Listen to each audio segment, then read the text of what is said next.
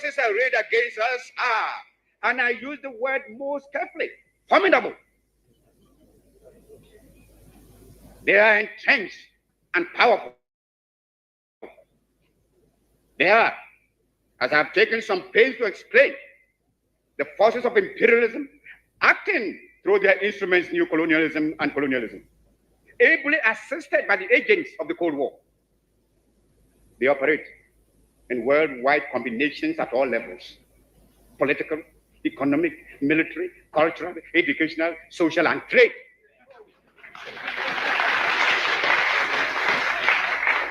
And not all, and through intelligence, cultural, and information services.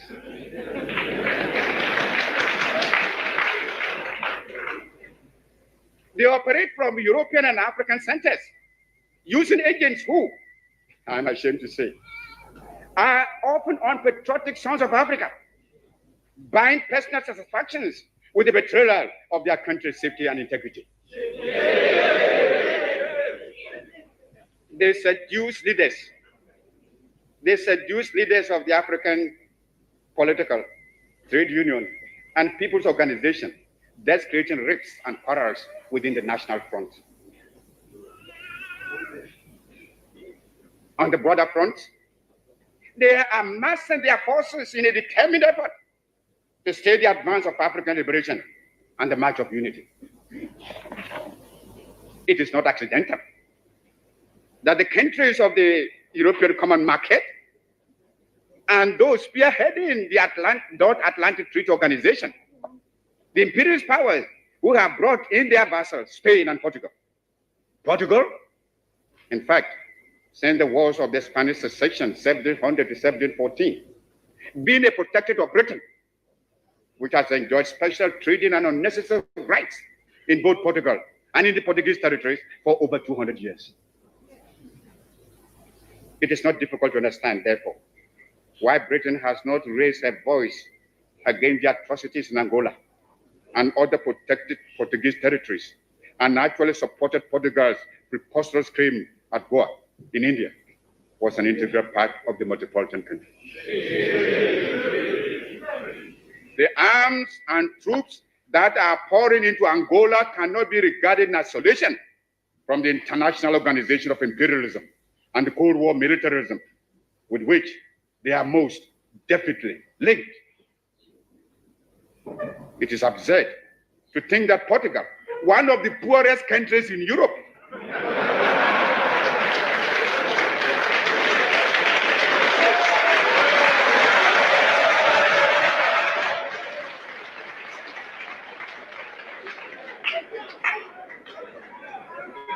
it's a fact, could support so large an army, so well equipped, as that which he defended her colonial possession in Africa, without the active aid he must be receiving from the North Atlantic Treaty Organization. Nor can we look upon the way in which South Africa is busily building up an armed force equal to any held by the nations of Europe, without sending the international implications that are obviously involved. She has, we hear, a secret military pact with Portugal, and the interlocking imperialist interests collected in the Congo and the Rhodesias, Angola and Mozambique, which are also linked with the great mining and financial interests operating in South Africa, create a chain of allies which seriously threatens both the fight for extending African emancipation from colonialism and independence of the new African states.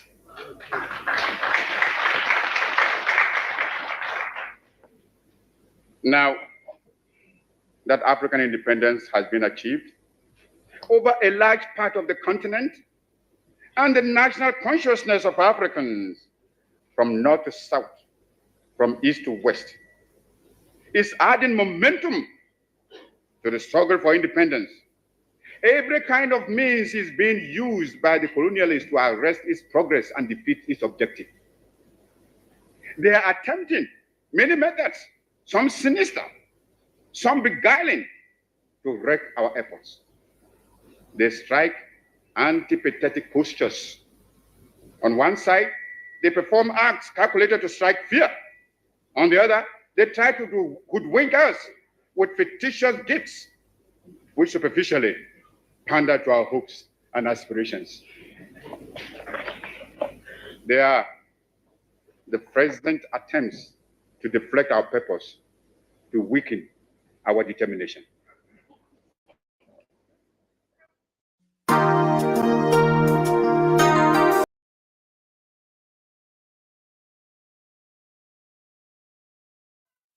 Yes, greetings, guys. If you can hear me, you should put a one in the chat section if you can hear me very well and clearly.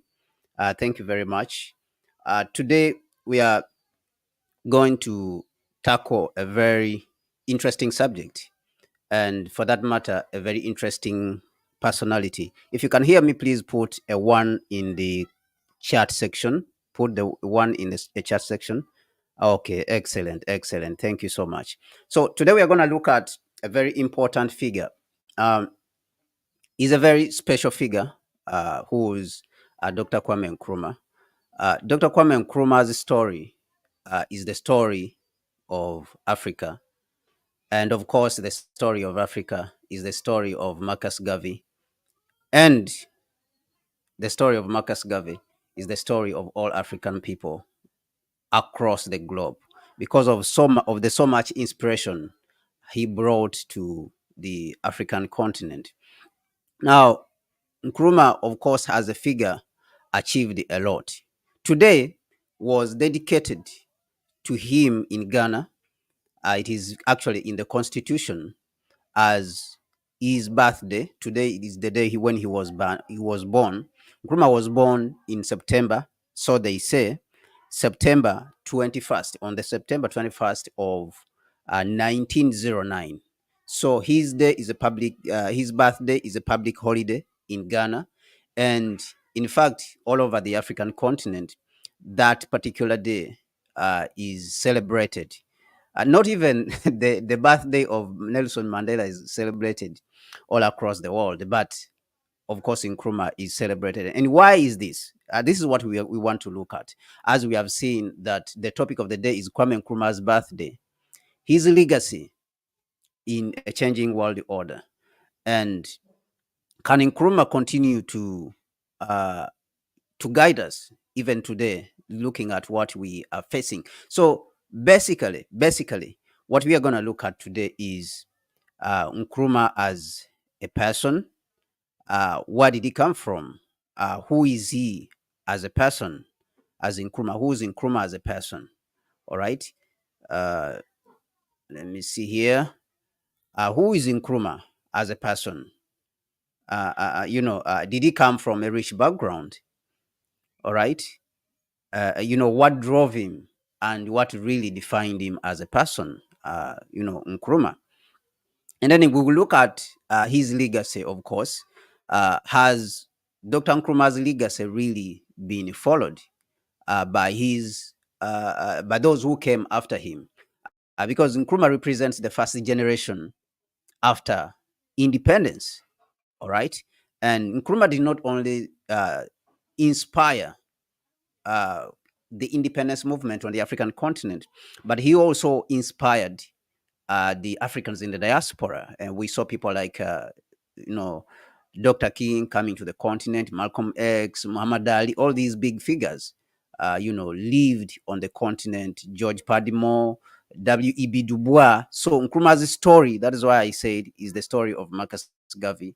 And Marcus Garvey's story is the story of Africans at home and abroad, because Marcus Garvey attempted to unify the African people all across the world. And Nkrumah himself was inspired by Honorable Marcus Garvey, looking at whatever he achieved.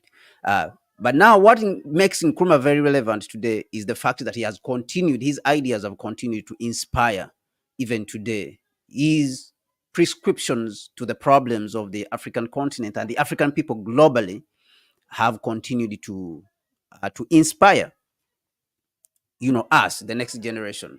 If you look at people like me, I was born way long after Nkrumah had died in 1972. But I come to meet some of his writings later on in 2014, 2012, 2014. And when you read what he's saying in his works, you get inspired to do something about the situation. You get inspired to move in a different direction. You get convinced that something must be done about the African situation. And so here we are. So this is the figure of Nkrumah. But what we want to understand is where he came from, briefly, because as a person we cannot go in detail. Huge books have been written about him. He left a book himself called Ghana, the autobiography, which is basically about his life until he became the president of Ghana, prime minister and president of Ghana, later on in 1960 when Ghana became a republic. And we have another person who has really written a very good book about him. She's called Ama Baine, and that book is called The Political and Social Thought of Kwame Nkrumah. It is a book which I've found to be one of the best books which have been written about Nkrumah, even though it is lacking in one way or the other.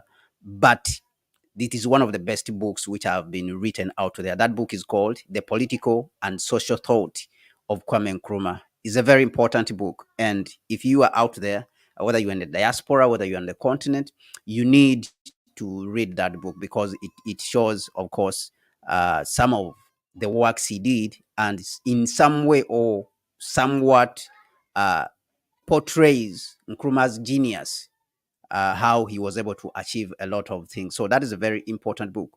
So a lot of work has been written about him. A lot of books have been written about him. Even in that book itself, which I mentioned, The Political and Social Thought of Kwame Nkrumah, Ama Baine says that since she grew up, she's a Ghanaian who grew up in Britain, in the United Kingdom. She found Nkrumah at school, and what she heard about him, she found him to be a figure who was larger than life. And what makes Nkrumah larger than life basically is his achievements. And these achievements, of course, they are recognized by those who revere him like us, but also those who hate him. All right, those who loathe him, people like President Nanado, we will not leave him out. We see him that even though his group, the group he comes from, they loathe Nkrumah, but to some extent, of course, they also respect him, looking at what he achieved and the fact that President Nanado himself has been a president who has not achieved very much compared, to Nkrumah. If you compare him to Nkrumah and whatever has been done, so Nanado, even though he has criticized Nkrumah on numerous occasions, even when he came to power. But later on, we see Nanado going to inaugurate a mausoleum in the middle of Accra, a mausoleum which is basically a burial place for Nkrumah. He went and rehabilitated it and into a tourism, of course, attraction. And he went and inaugurated it himself. He did not even send the minister of tourism.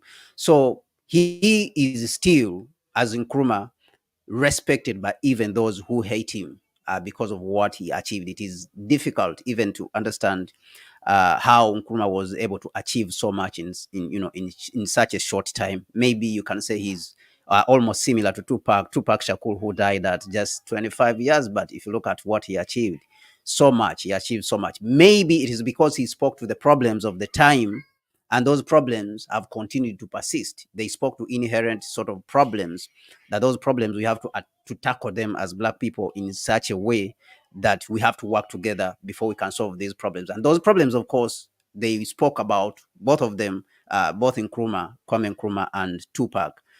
Those problems have not gone away. The problems they spoke about, the problems have not gone away. But briefly, of course, let us go and look at Dr. Nkrumah himself. And we'll use a simplified version because we want to go through it real quick. We want to run it through real quick. So we'll use a simplified version, which is accessible to everyone, basically everyone. And that is Wikipedia. We'll use Wikipedia for now. I will not go into the books because the books are very long. And so you need to take time to read it. So basically, Nkrumah was born, like I said, in 1909, in September, 19. 1909, 21st September 1909.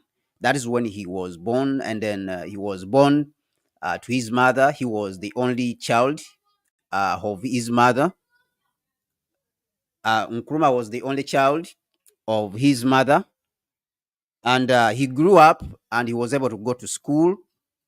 So he was educated as a teacher, and he started teaching even at Achimota School in the year 1930. In 1930, when he started teaching at Achimota College, that is where he found somebody very important, actually. And that important person was called Kwajiri Agre. That gentleman was called Kwajiri Agre, who worked at Achimota. Now, this gentleman is inspired Nkrumah so much that Nkrumah took on, in some way, took on his thinking. He took on the thinking of Kwajiri. And Kwajiri, how did he inspire, Nkrumah? Is through the works of course, Honorable Marcus Garvey. We are talking about 1930, this period. Now, Kwajiri had these books and philosophies of Marcus Garvey, some of the writings of Honorable Marcus Garvey. So this led to Nkrumah start reading and understanding Kwajiri, because Kwajiri was about Africans respecting themselves and self-determination. All right. So that is where Nkrumah then started learning about Marcus Garvey. Now, in 1935, Nkrumah went to the United States to study. And in the United States, Nkrumah was able to gain, he arrived in the United States in 1935, and he was able to study and get a degree in economics and sociology in 1939, as we are seeing. He gained another degree in which was a Bachelor of Theology, a degree from Lincoln in 1942, and he was the top student in his class, actually. And during that period, he also got a Master of Arts degree in philosophy, and a Master of Science in education. So he was really educated. Now, Nkrumah also lived in Harlem. And for those of you who are African Americans, or who are, Africans in the diaspora, you know that this was a hot spot for African or culture, sort of, or African American culture, Harlem. So Nkrumah went and lived in these places. Now, according to Dr. Henrik Clark, this period in which Nkrumah lived in the United States affected him a lot, because he got to experience racism a lot. He got to experience racism firsthand, and what the Africans on the other side of the Atlantic were going through. Some of us have read the books about racism. We have read books about the civil rights movement. If you are talking about Dr. Martin Luther King, we have read books about incarceration. I think this lady is called Michelle, who wrote the book called The New Jim Crow. There's a lady is called Michelle, who I've forgotten her name, but she wrote the book called The New Jim Crow. So we got to read about slavery, we got to read about civil rights movement and the Jim Crow era, and we got to read about what is happening even right now, that the Africans in the United States are arrested, or they are incarcerated, imprisoned, to the extent to, they constitute about 50% of the prisoners in the United States, even though they constitute, less than 14% of the total population. So this speaks to a system, continuous system, which comes from slavery, to all the way Jim Crow, and even to today, where the racism continues and police continues to kill the African people in the United States, or the African Americans, however you call it, depending on what you think. But we got to read about these things, but Nkrumah got to experience it himself, and to see what was happening. And then he got to do some dirty jobs, in many cases, to be able to afford the United States as he was living there. But, unlike other people who had gone to the United States to stay forever and to make it a home, or even to run away from what they call the bad conditions on the African continent, Nkrumah had a plan or had a dream, even though he didn't know how it was going to be realized during that period. He had a dream of coming back to Africa and contributing to the development of Africa. So after 10 years in the United States, he passed it through London. And when he was leaving the United States, he came and coming to Manchester, he spoke to a gentleman who's called C.L.R. James.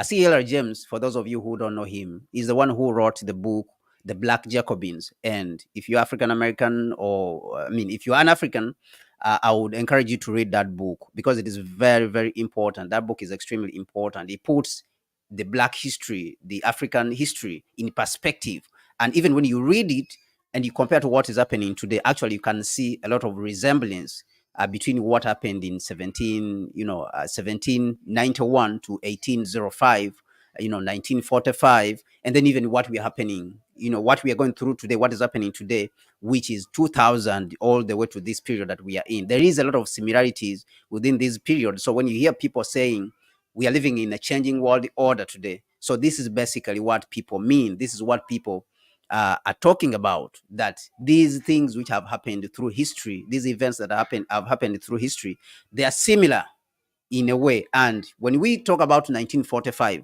Nkrumah was instrumental, was one of the most instrumental Africans during this period. So Nkrumah got to learn a lot from the African diaspora, and he got to learn a lot from how the United States itself was built, and got to learn its policies, of course, on the international stage.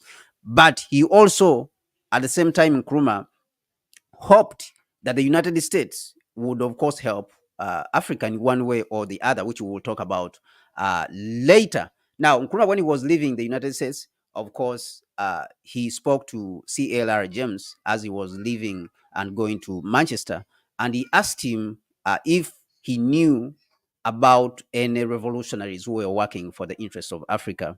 And we know that C.L.R. James, of course, is a diaspora Africans.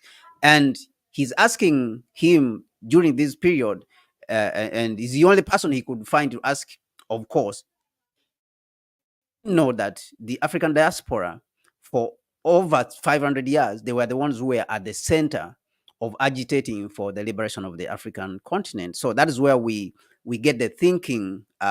Most of the Pan-Africans get the thinking. We, the Pan-Africans, get the thinking that you cannot liberate the African continent without the diaspora. So this has to be very clear. So regardless of the weaknesses that we have within the African diaspora, of course, we have these problems where the African diaspora now, they are divided, and of course we have the Republicans on the other side, we have the Democrats on the other side. People have been divided, but beyond that, we have the internal divisions which are being instigated, of course, by the United States establishment, like the FBI and the CIA, and all the, dividing the people into fundamentally black, white Americans, and then we have African descendants of slaves, all these groups. But the point is that all Africans are Africans, regardless of where you are. You have never seen Europeans, this we have spoken about it extensively. You have never seen Europeans, when they have gone to the United States, completely extricating themselves from Europe. You have not seen this. Even when they go to Europe, and even when they get out of Europe and they come to the United States, they, Canada, where they are, these are all Europeans. They never say, oh, we are fundamentally European, or whatever we are, or we are the European descendants of enslavers. You have never heard something like that. So sometimes it becomes really funny. Oh, you have never heard the whites in South Africa saying that we are the European descendants of the colonizers, putting those labels on yourselves. So we have these problems, which are to some extent are divisions within the African diaspora. But of course, with these divisions, still we know that these are African people, all right, regardless of whatever is happening there. We know that they are African people, and it is clear that they have driven, or they drove, the independence movement, the thirsty for freedom, the struggle for freedom for the African people globally. They drove it for almost 500 years before the Nkrumahs, the Africans, arrived on the scene, okay, and started agitating. So Nkrumah had a lot to learn from the African diaspora, and so This is how he comes in contact with CLR James. And CLR James, actually, he directed him to another important person who would later become very important in the struggle for independence and the direction of the African continent, actually. And he was also an African diaspora, and that was called George Padmore. George Padmore was living in Manchester during that period, and all these guys actually had sacrificed their own lives and dedicated their lives to the pursuit of African freedom. All right, so they never put a line between themselves, and the Africans on the continent. There was no such thing. All of us looked at ourselves as Africans because we are facing the same enemy, and that enemy was imperialism. And of course, that is one thing which worries me when we look at today, that there's these divisions which are being sold by the FBI and the CIA and the United States establishment and the all ES imperialist establishment. And this, you don't even need to listen just to me. You can read it through the memorandum, National Security Memorandum 46, NSC 46, which was published, I think, in 1978. Okay, in which the United States FBI, in departments, and CIA, FBI, they are talking about dividing the Africans on the continent and those in the diaspora so that they don't come together to coordinate their activities, so that they will not know each other. So they instigated certain activities there, and they pumped, of course, a lot of money into these kind of activities. So we have to understand that the African diaspora, you can call them the Jamaicans, you can call them the African Americans, you can call them Barbadians, whatever you can call them, they have a role to play in the African continent. Therefore, you cannot build the African continent. I strongly believe that you cannot build the African continent without the diaspora. And that is why actually most of the building on the African continent has failed. This is very important. So Nkrumah understood this. Now, when Nkrumah arrives in Manchester, he's directed to a gentleman called George Padmore. And George Padmore would become a very important figure in Nkrumah's government. He was the one who used to advise Nkrumah on African affairs, actually, and yet he was African diaspora, on how Nkrumah to govern. Some people even, they called him Nkrumah's.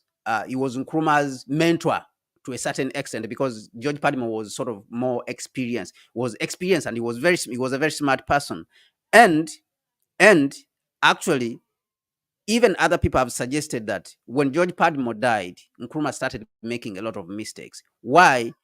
Because they say that George Padmore, to some extent, was the ideological engineer of whatever Nkrumah was doing, in Ghana and in Africa. And of course, Nkrumah would team up with other, African diaspora, like Arthur Lewis, who was a very genius economist. And Arthur Lewis, who was an African diaspora, is the one who drew up the first 5-year development plan for Ghana, under Nkrumah. So it is very important to understand the importance of African Americans. And we saw during this period that Ghana was making rapid development. Why?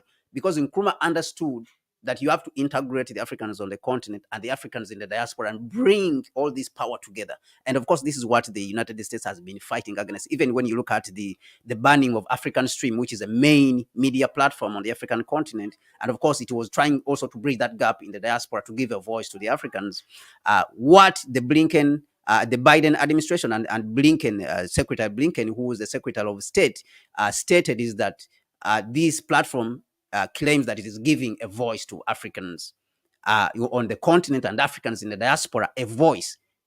You see, so but then they blamed it for being a Russian platform, which is not true. We all know that this is not true, and we know from history that the United States and the imperialist powers have a history of dividing the Africans on the continent and the Africans in the diaspora so that they don't work together, because they know that this will bring down, will bring their downfall.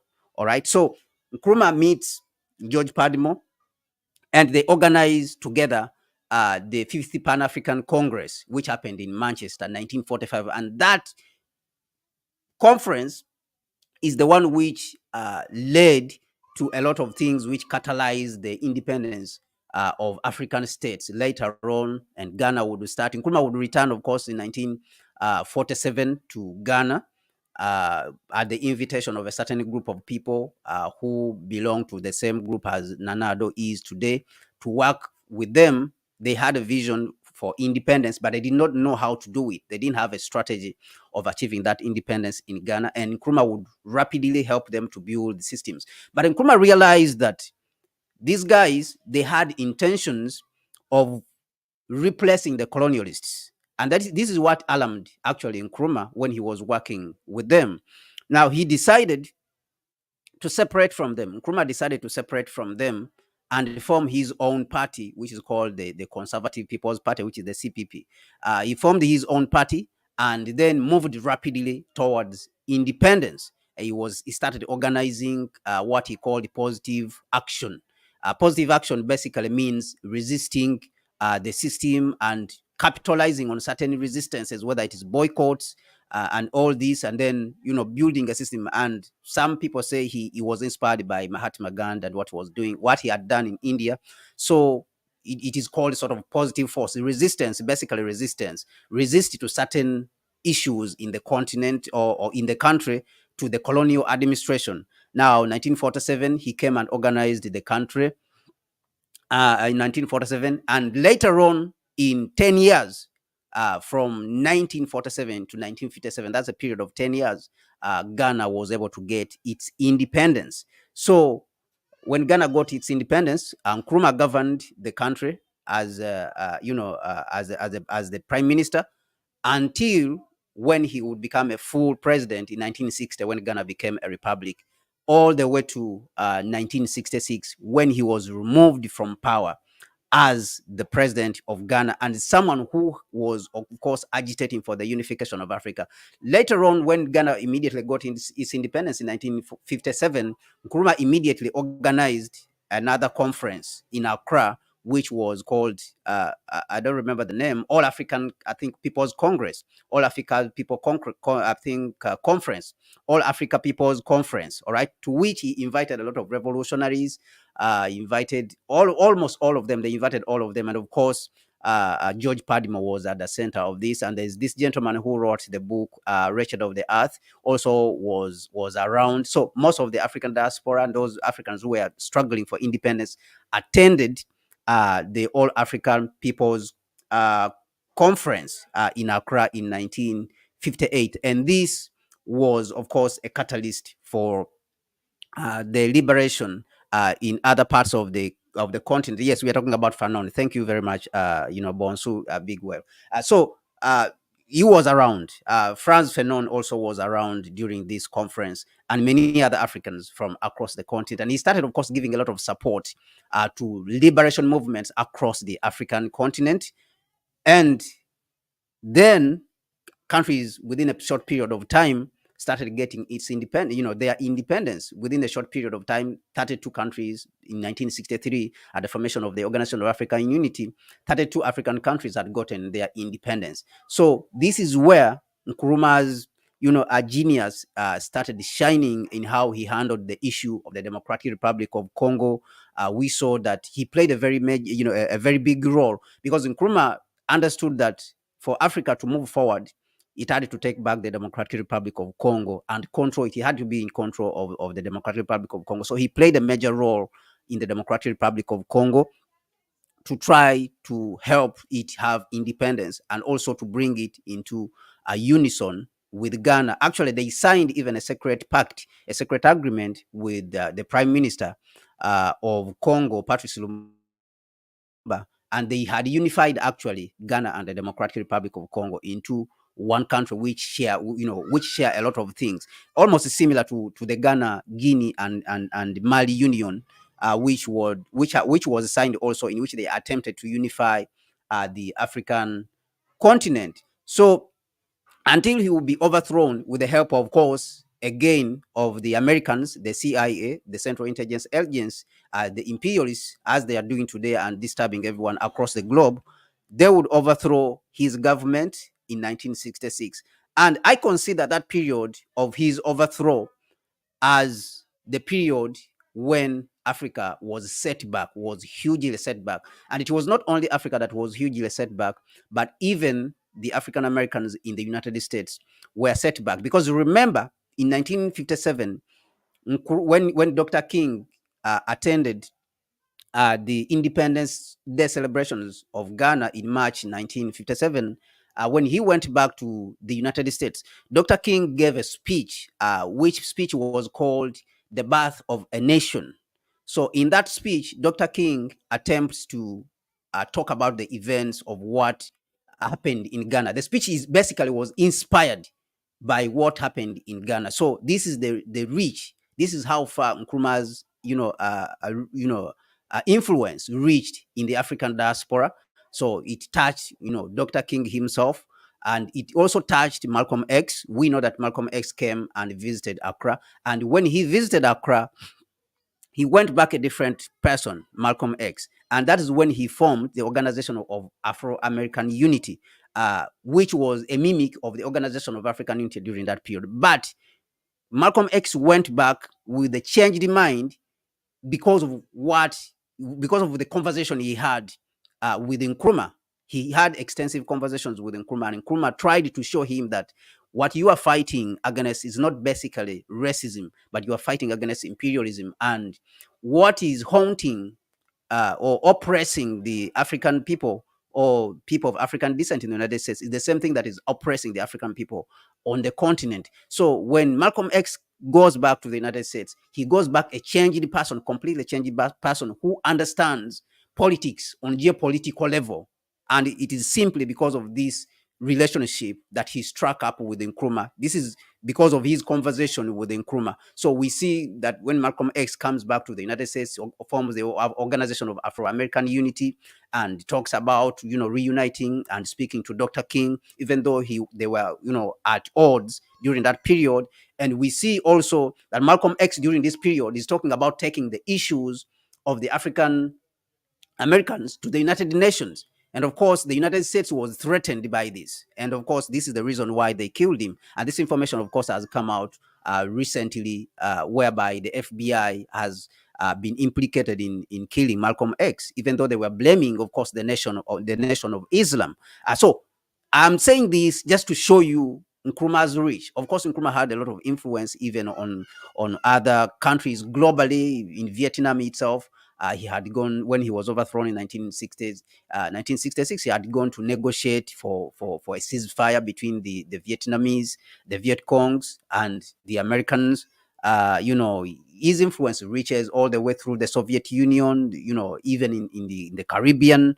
So this is the extent. The Black Panther themselves also, they were using some of Nkrumah's works. If you go and examine what the Black Panthers were doing, actually the Black Panthers were taking a lot of information from Kwame Ture, who was Stokely Carmichael. Stokely Carmichael, he was an instrumental part of the civil rights movement. We remember that he was part with Dr. King, but Stokely Carmichael would later come and live, in Guinea and marry, in Africa, of course. But he would take on to advance Nkrumah's thoughts later on when Nkrumah was removed from power, was overthrown from power, and he would start advancing Nkrumah's thinking, and he called it Nkrumah'ism. Actually, it was, I think, Stokely Carmichael who was the first person to coin Nkrumah, what he called Nkrumah'ism. Is because he was living for a long period under the tutelage of Dr. Kwame Nkrumah. So this is very important. Now, I want to show you how far, I'm saying all this to show you how far Nkrumah's influence went. It did not only go around the continent to the point that he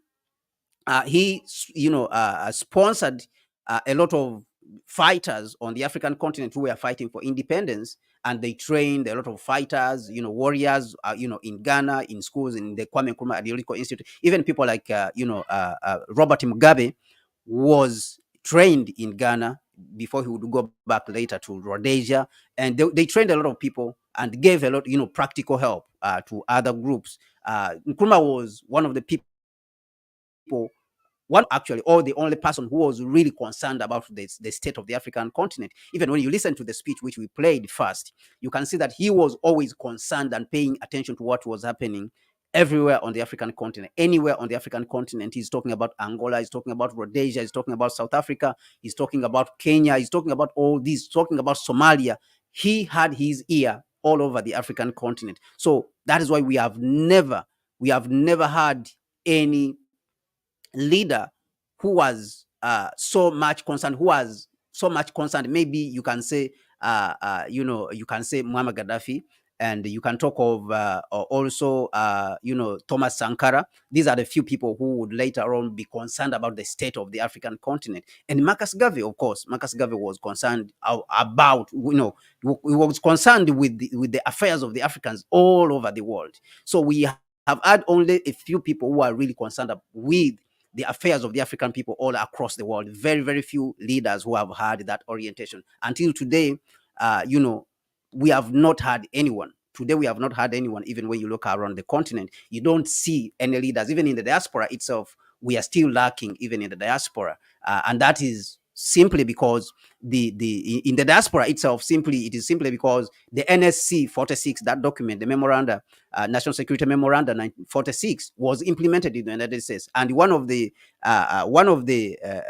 strategies that was to be used in that document was to remove the leaders of the African diaspora, the African Americans, from the normal people, to put a wedge between them by bribing them, basically by giving them petty benefits. So this, we see it today, and it is happening. So we are lacking leadership both on the continent but also in the diaspora currently, and there has not been any leader who has come out to stand in that gap, in the gap which Nkrumah left, in the gap which Malcolm X left, in the gap which Marcus Garvey left, these gaps which Muammar Gaddafi and Thomas Sankara, these gaps which these leaders left. And this is a huge problem. So who is Nkrumah? Nkrumah can only be said to be a leader. Is many things, of course, to many people, all right? And of course, there's those who hate him. But even, as I said, many of them also respect him, even those who hate Nkrumah. But Nkrumah can be said to be a freedom fighter. From my understanding, he was a freedom fighter, and it's basically clear why he's a freedom fighter, with Ghana being the first country in the African sub-Saharan Africa to gain back its independence. So he was a freedom fighter. Nkrumah was a leader because of what he gave. They normally say that for you to understand a leader, to understand leaders, look at when there is trouble. During times of trouble is when you understand who the leaders are during those periods. So during times of crisis is when true leaders come out to demonstrate their leadership skills. So Nkrumah was a leader during a period when the black people were going through a very difficult time, and the continent was sinking under the boot and the oppression of imperialism. So Nkrumah can be said to be a freedom fighter, a leader. He could be called a politician because he dedicated all his life actually to politics. Nkrumah dedicated most of his life to politics in Ghana and the African continent and in the diaspora. Of course, he was a visionary. Nkrumah was a visionary simply because he had ideas, which ideas even continue to transcend time. Like I said, this is someone who died in 1972, but here I am. I was born way long after he had died, but his thinking continues to influence us. So this is what makes him a visionary, and his ideas. You can say whatever you want about of course, the African Union, whose flag is behind me, but the African Union itself, if it was not for Nkrumah, there would not be African Union. So he turned the ideas into reality. This is somebody. Sometimes I say that Nkrumah turned, what was a dream, what was Marcus Garvey's dream, into a vision, and that vision, we are yet to turn it into a reality. It has partly been realized, but it has not completely been realized, because Nkrumah's vision will be realized when we have rebuilt the African continent. We have reunified it and rebuilt it, because there's no way you can rebuild the African continent without unifying it. And that is why the African heads of state have failed. That is why for over 60 years after independence, the rebuilding of the African continent has failed, even under the guidance, or whatever it is you can call it, under the guidance of imperialists. The African continent has failed to be rebuilt to where it is supposed to be. And so we are mocked. All right, we are mocked all across the world. I remember there's an article which appeared in the Financial Times, in which one of these Western thinkers said that Africa is the problem to the global economy, simply because we constitute about 80%, 80 to 20% of the global economy as a population, right? 18 to 20%. But we in production terms, our productivity is just less than 3%, because that is what we contribute to the global economy. The global economy is around $101 trillion, and Africa contributes only about $3 trillion, $3.5 trillion. So it's less than 3%. So he said that we are consuming more than basically we are producing. So what he wanted to say that he did not write in that article is that the Africans basically are useless. All right, they are not useful to the world because they are consuming more than we are consuming more than we are producing. So we are producing below capacity. So, but what does this mean? This basically means that the heads of state have failed. The generation that came after the Nkrumah's has failed. And how has it failed? Look, when we had no independence, our share of global manufacturing, for example, was almost zero. All right, in 1950s, in 1950s. But when we gained independence, in 10 years, all right, up to 1970, Africa had captured about 1% of global manufacturing. All right, we had built up a couple of industries. Now look at to today. Today, when we look at the African continent, our contribution to global manufacturing is less than 1.9%. Just 1.9%. This is after 60 years. Now, if you go back to China, if you go to China and check what is happening in China, China, after its independence, 10 years after its independence in 1959, it had about 2 to 3% of global manufacturing, as a share of global manufacturing. But right now, China has 30%. That is after around 60 years of independence for China, 60 to 70 years of independence for China. Because China is I think, is celebrating 75 years as a unified state. All right, it's celebrating 75 years. But after 75 years, for China, it has captured 30%. So it shows you that whatever the African heads of state are doing is the wrong things. They are completely doing the wrong things. And we have to rethink. We have to approach development in a new way as Africans. So Nkrumah can be said to be a visionary, that he had these ideas which transcended time, that for us to rebuild the African continent, we have to unify, which they have failed. The African heads of state today have failed. And of course, this you have to blame it on all of us as Africans, and including the diaspora, because the African diaspora cannot only take the benefits, they have also to take the blame, because in the past they have led the drive for independence, the drive for liberation of the African people. The African diaspora have led this drive. Okay, so the blame now is to be carried by everyone, not a single person. The Africans ourselves, the African diaspora, and the African heads of state. Now, this means that we take the responsibility of identifying the problem. What is really the problem, against the African continent? Why is it not moving forward? And we don't even need to look further. We just need to go back to what Nkrumah wrote, what Marcus Garvey wrote, and examine these and implement them. We don't need even to write new books or do new analysis. Basically, we just need to adopt what they did, to our condition. So this is Nkrumah. He was a visionary. He was a teacher. Nkrumah was a teacher, and we know that professional, of course, he was a teacher, and he tried to teach the African people. All right, he tried to teach the African people, and even his contemporaries. Nkrumah was a prophet. You can call him a prophet. You can call him a sage. All right, or even you can call him a good shepherd. Nkrumah is someone who who spoke things, and they are happening today. You can talk of books like Neocolonialism, The Last Stage of Imperialism.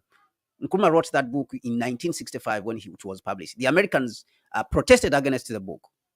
They protested against the book. Why? Simply because of how it was, it was showing how imperialism is penetrating, has penetrated the African continent, how it works.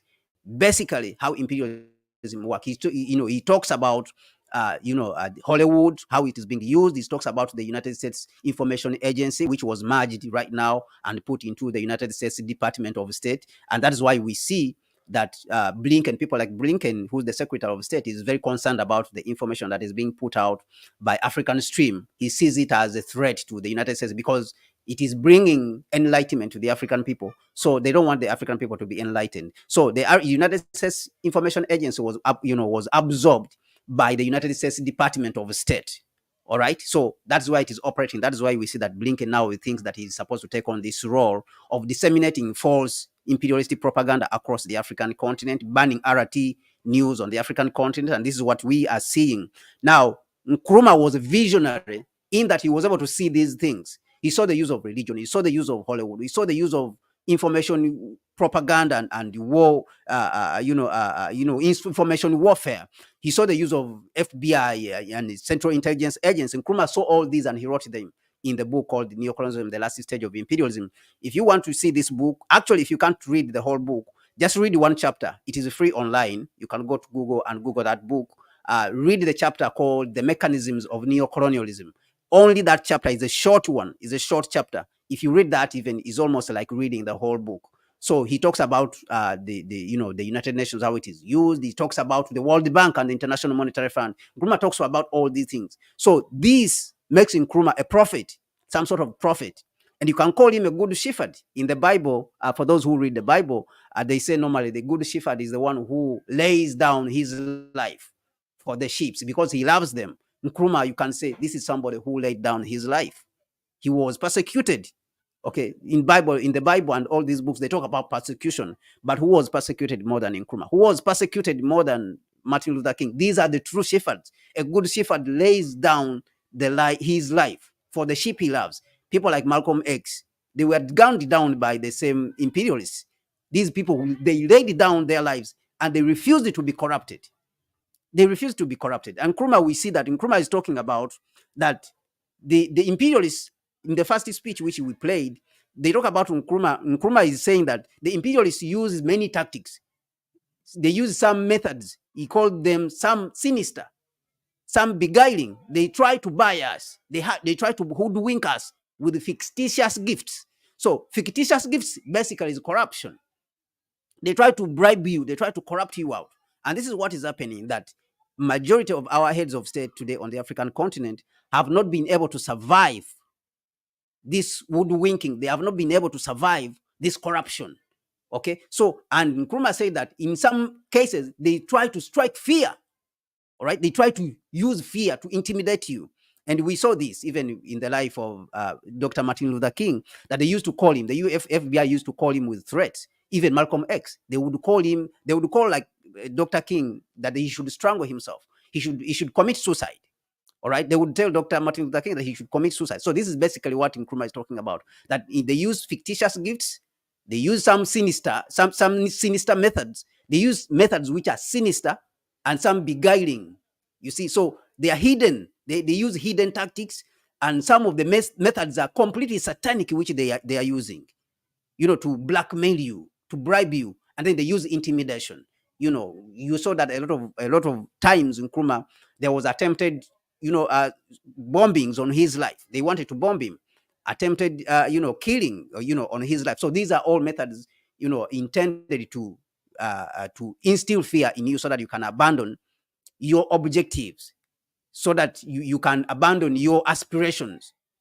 Okay, that's why Nkrumah is talking about in the speech that they try to use all these methods, which pander to our hopes and aspirations, because the hopes and aspirations of the African people is the reconstruction of the African continent, so that all African people on the continent and in the diaspora can live dignified lives, respected lives, and they can be respected by the rest of the world.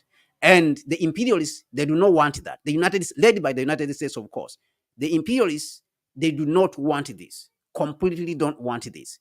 So they don't want the African people to be in a respected place. So Nkrumah can be looked at a prophet, a sage. It can be looked at as shepherd.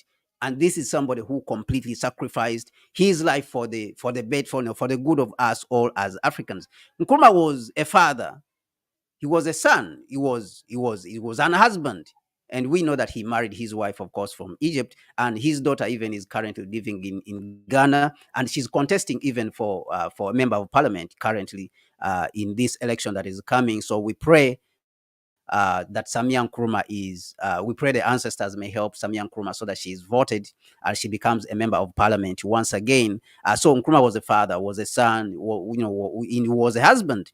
Nkrumah was an author, as you are seeing on our, as you are seeing on our a thumbnail. Nkrumah wrote books. He wrote books, and it is this writing. So he was an author. Uh, he wrote these books, and these books are the ones which have inspired many of us who were not born, when he lived. When he died, we were not born. Many of us never thought that we would be born, but we found this work. So he was an author. So he was many things. He wrote more than 23 books and pamphlets. So some people even ask, where did this man get the time to write these books? Currently, I'm trying to write my own book. And of course, it's a book about Africa. I'm trying to write a book about Africa and the African continent. It is not easy to write a book. This is not an easy task. But Nkrumah found time, even when he was a president, to write, groundbreaking books, informative books, and books which were futuristic and with a lot of information. So he was an author. So if you ask again, who was Nkrumah? Nkrumah was many things. And that is why his figure has continued on for a long time. He's one of the greatest leaders that the world has ever had. Because let me ask you this: how many sitting heads of state, have you seen that have been able to produce books when they are sitting, as presidents, and they have been able to produce all this much work? Even Lincoln was not able to do it. Okay, John F. Kennedy was not able to do it. Okay, so it's very few presidents who have had, even on the African continent and globally, very few presidents have been able to to accomplish whatever Nkrumah accomplished. So he was a leader, he was a politician, he had so many hats, he was putting on many hats. He was a visionary, he was a visionary, he was a teacher, he was a prophet, he was a sage, he was a shepherd, a good shepherd, who we say that looks for the sheep and takes care of his sheep and he lays down his life for the sheep. He was an author, and he was a father and husband and son. So basically, if we are talking about Nkrumah, I believe that we can spend the rest of the days sitting on this platform just talking about Nkrumah. So that is basically Nkrumah. Now, the other question which this leads us to, for us to ask, is when we look at Nkrumah's legacy, and this is the second part, because we say that we're going to look at three parts of who Nkrumah is, Nkrumah's legacy, and then how he continues to inspire us. What is the way forward now that we know Nkrumah's legacy and we know his history as as a person? What is the way forward for us as Africans? So the second part that we are looking at is, what is his legacy? When we look at his legacy, and people, heads of state, the current and gone heads of state, have they lived up? The current heads of state on the African continent, have they lived up to the expectations similar to what Nkrumah and his generation, achieved? Have they lived up to those expectations? And of course, this is a huge question in itself. And of course, all of us, I believe, in one way or the other, have our answers to whether the current heads of state have lived up to the expectation. And I think that we don't need to be simplistic about this question, but when we look at the affairs of the continent, the status of the African continent, even on the global stage, it is enough to show us whether they have lived up to Nkrumah's expectations. During Nkrumah's time, Africa was regarded, globally, to the point that we are invited to dialogue on international affairs. And that is why, of course, Nkrumah was invited to mediate the conflict between the United States and Vietnam, where he was overthrown from. But today, we are not invited. Even when we go in, for example, like how the African Union, under the leadership of President Cyril Ramaphosa of South Africa, when the African Union went to Ukraine to proffer a solution, you can see that the African heads of state were mistreated in Poland. They were treated like small children. And even Zelensky disrespected the African heads of state. It is until they reached Russia to Putin, that the African heads of state were respected. So you can see that there's no respect. When we go to the United Nations to speak, and this week, this coming week, of course, the African heads of state will appear before the United Nations. The 79th United Nations General Assembly is happening this week, this coming week, and next week. African heads of state will be speaking there. But when the African heads of state are speaking, normally they are not respected. The rooms are empty. No one is there to listen to anything. So it means that they don't regard what we say. But when you look at Nkrumah, when Nkrumah was speaking at the United Nations, he was respected. Africa was respected during that period. And the room would be full when Nkrumah was speaking. You could see around the room. You can look for those videos on YouTube. Those videos are available on YouTube. That when Nkrumah was at the United Nations speaking, they knew that almost the president of Africa had come to the United Nations, and everyone would come in to listen at what Nkrumah was saying. So the state of the African continent currently also has so much to say of whether the African heads of state have lived up to the expectation. So what we can see currently is that there's a lot of failure on the African continent, huge failure. And of course, starts with what I've already mentioned, which is the failure to transform the African continent economically. And I've mentioned that at the close of 1970, the African continent had captured 1% of global manufacturing. But after 60 years, from zero, it had captured 1% of global manufacturing by 1970. And that was because of the work which was done by the African heads of state during that period, who were the independence movement. They were very nationalistic, regardless of the differences which they had within themselves, to the point, of course, that we had on one side the Casablanca group, and then we had the Monrovia group, to which which other heads of state who opposed Nkrumah. Nkrumah, of course, belonged to the Casablanca group. Belonged. There was those differences, but they were at least nationalistic. That when you go to places like Nigeria, a lot of industries had been put up. All right. A lot of industries had been put up in East Africa. A lot of industries had been put up in Ghana. A lot of industries to substitute manufacturing, as for import substitution, because we understood that without industrialization, we cannot go anywhere. All right. So Africa had captured about 1% of global manufacturing by 1970. Right now, we are at less than 2%, 1.9% of global manufacturing. So it shows you that we have not made any progress. We have not made any progress, considering that it has been more than 50 to 60 years of independence when these heads of state are running the continent. So that is a major, major failure. So it tells you that they are doing the wrong things. The African heads of state on the continent, they are moving in the wrong direction, completely wrong direction. And I've compared that with China. The fact that China has moved rapidly in the direction of advancement, that in 1970, in 1960, 1959, China had 3% of global manufacturing. Right now, it is 30%. It has 30%. China now has global manufacturing. It is a manufacturing powerhouse of the world. So it has more manufacturing than the United States. Its capacity, manufacturing capacity, is more than the United States, Japan, Germany, and India combined. That is how powerful China is. But it came from zero also. So this shows you that also Africa can do it. But we have to understand what the problem is. We have to understand that we have a problem at our hand, and especially this generation of Africans has to understand that our heads of state are going in the completely wrong direction, because everything starts with the leadership. Everything starts with the leadership system. Everything starts with the leadership system, and everything the leadership. Fail at that, then you have completely failed. That is why the United States and all the other imperialistic powers, they fought so hard to take over the political system on the African continent, because that is where everything is decided. It is politics which decides everything. If you say you don't want to play politics, if you say you don't want to do anything in politics, then you are digging grave for your own enslavement.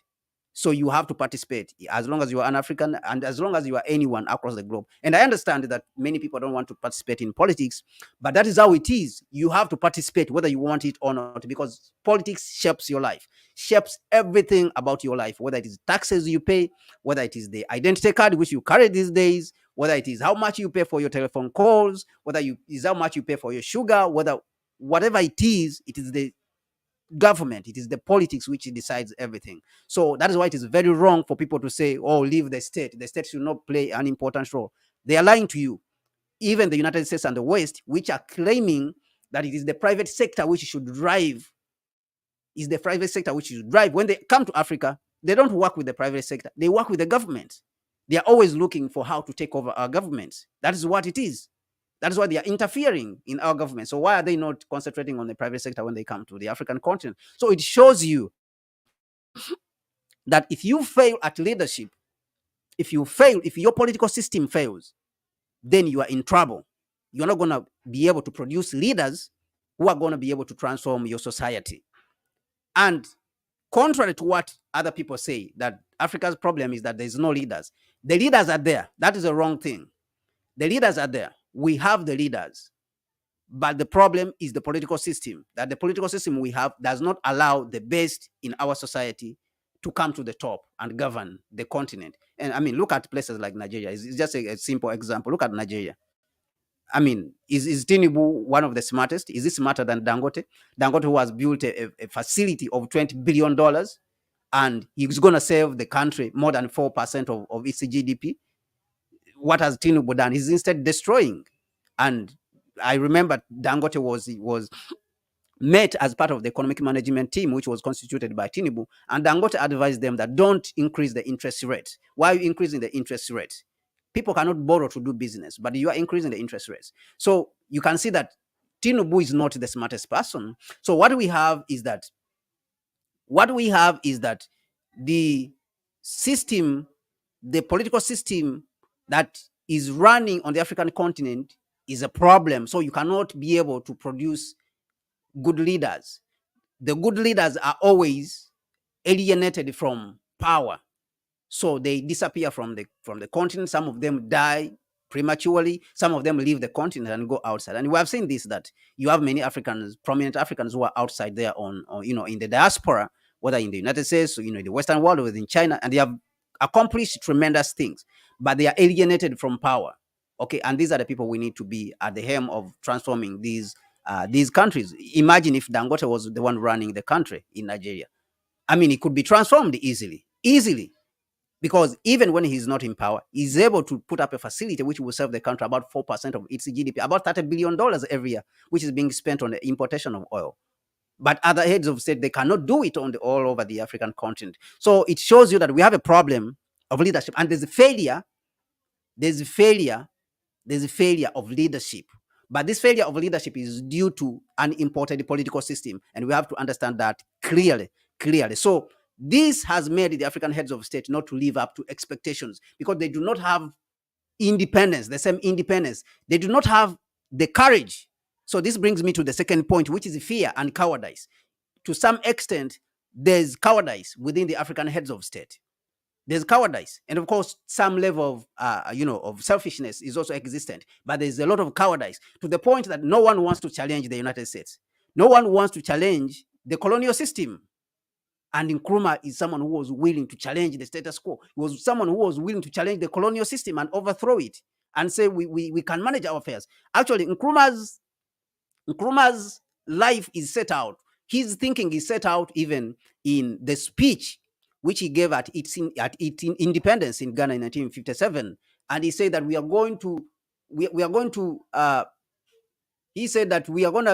set out our own, we are going to mold our own African personality. We're going to create our own African personality and identity. All right. This is what Nkrumah said. We're going to create our own African personality and identity. And of course, this is similar to what President Thabo Mbeki, the former president of South Africa, normally talks about. He talks about African renaissance, coming back to Africa. But of course, President Thabo Mbeki's thinking, I believe that it is hollow. It's somehow hollow. It is lacking in some way, because while he's talking about the African renaissance and African thinking, or what Nkrumah, of course, called the African personality and identity. Thabo Mbeki, at the same time, he's talking about maintaining democracy, maintaining this and this, maintaining the colonial systems, and protecting what South Africa, whatever it has. So he has that kind of thinking. From my understanding, I see him in that direction. So there has been cowardice.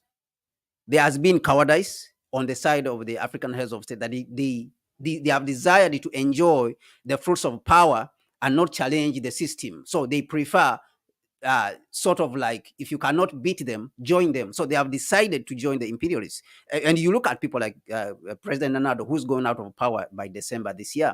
When he came to power, he saw all the wrong things when he was outside. And when he came to power, not just when he was outside, when President Nana Addo came to power, he saw the wrong things in Ghana. And he said that the economy is owned by foreigners. It is not right. It is not right that Ghanaians do not own part of the economy. All the economy, major sectors, the driving sectors of the economy: gold, cocoa, copper, gold, cocoa, and oil, and the financial sector. These are the cores of the economy of Ghana. These are the principal sectors that make up the Ghanaian economy. But all of them are controlled by foreigners. So President Nana Addo saw this and said that it is not right for foreigners to control an economy like this. The Ghanaians have to do something. But of course, he never did anything. And of course, he came with a lot of optimism, and a lot of people had a lot of hope in him. We were very optimistic. A lot of Pan-Africans were very optimistic in him. But he saw it the easy way. He took the easy way and joined the imperialists. And we saw him even at the United States US Africa Summit, in the US in 2022, betraying, Burkina Faso and selling out Burkina Faso to the United States. So he decided to join them. So there's a lack of courage. Cowardice has taken over. Okay. And selfishness has been mixed with cowardice. So then they lack the same courage like Nkrumah had.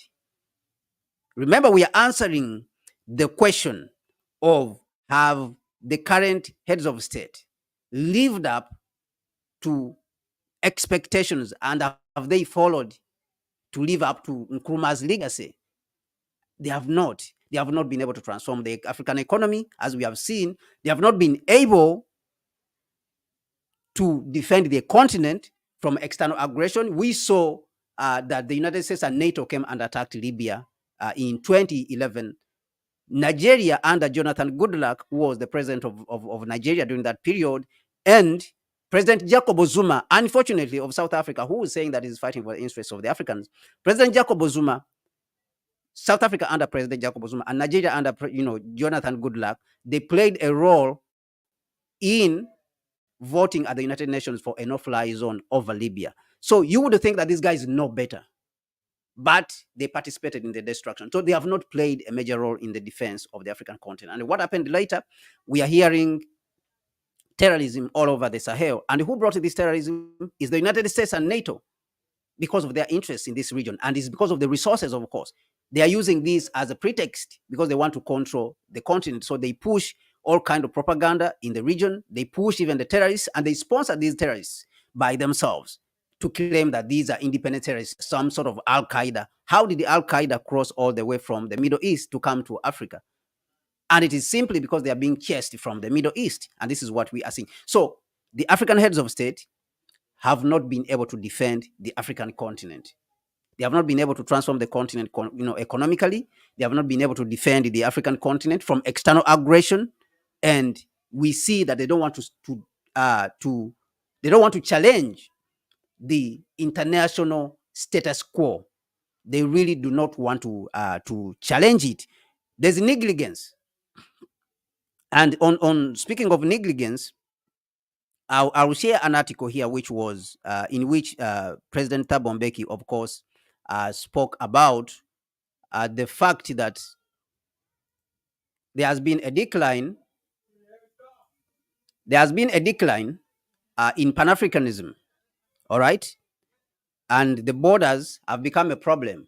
So in this article, which was published about 2 weeks ago, it is saying that the problem of non-seamless borders in Africa, is exacerbated by the decline in commitment to Pan-Africanism.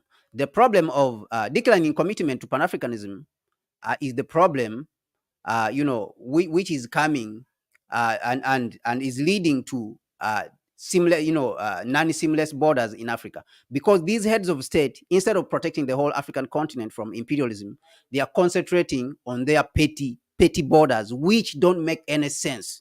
They do not make any sense. The borders do not make any sense. And so you hear things like xenophobia in South Africa, against fellow Africans, instead of attacking the people who are controlling the economy, the imperialists who are controlling the economy, they are attacking their fellow Africans. And of course, which is unfortunate. And of course, we see that President Mbeki has defended the Africans in South Africa and said that South Africans are not xenophobic, but there's something which is driving them behind. There's somebody who's manipulating. And of course, he points to interference by imperialistic powers. And of course, the capitalists, they are the ones who are manipulating this to make it look like Africans are different. And so this is what he said, that the continuous challenge of non-seamless borders in the African continent, despite efforts, has been blamed on the decline in commitment to Pan-Africanism and a larger, political problem. So that is why I say that everything is political. Whether you like it or not, you have to participate in politics because it shapes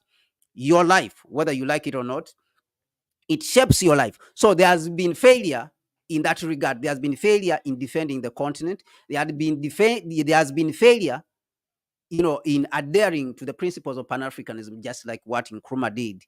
And there has been failure even in unifying or integrating the interests of the continent with the African diaspora. And because we see the African continent and the Union, we see the African Union, of course, created the sixth region of the African Union. But we also see that in 2011, when Haiti applied to join the African Union, it was rejected. So there has been decline in Pan-Africanism, and that's what he's talking about. This decline in Pan-Africanism is the one which has set the continent backwards, because we cannot develop, like I said, in our small states. They are not viable economically. They cannot compete with the rest of the world. Look, Europe, so far, with all its technology, now cannot compete with China. Its automobile industry, Europe's automobile industry right now cannot compete with that of China. Why? Because China is huge. Now, how can you say that South Africa will be able to produce cars, vehicles, and compete with China? Simply because you have to have access to a big market and you have to produce at scale.